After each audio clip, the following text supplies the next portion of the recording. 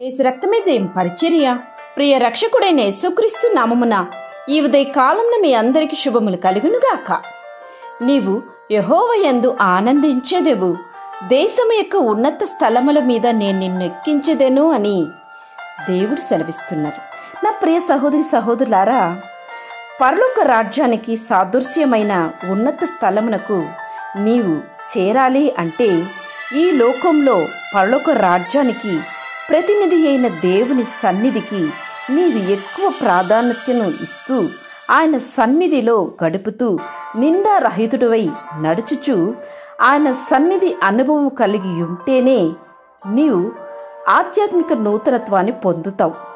అంటే దేవునిలో నువ్వు ఎక్కువగా నిమగ్నమై ఉండాలి.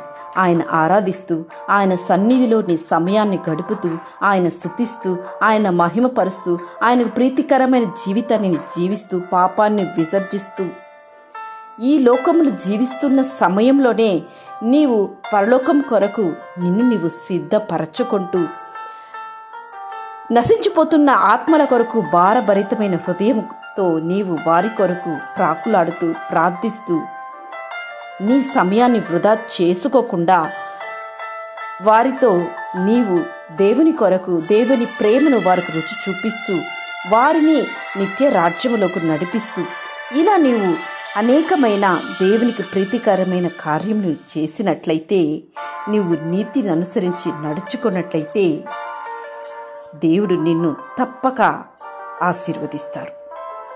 అంతేకాకుండా దేవుడు నిన్ను ఆధ్యాత్మికంగా పరలోక రాజ్యమునకు చిహ్నమైన ఉన్నత స్థలమునకు తీసుకువెళ్తాడు.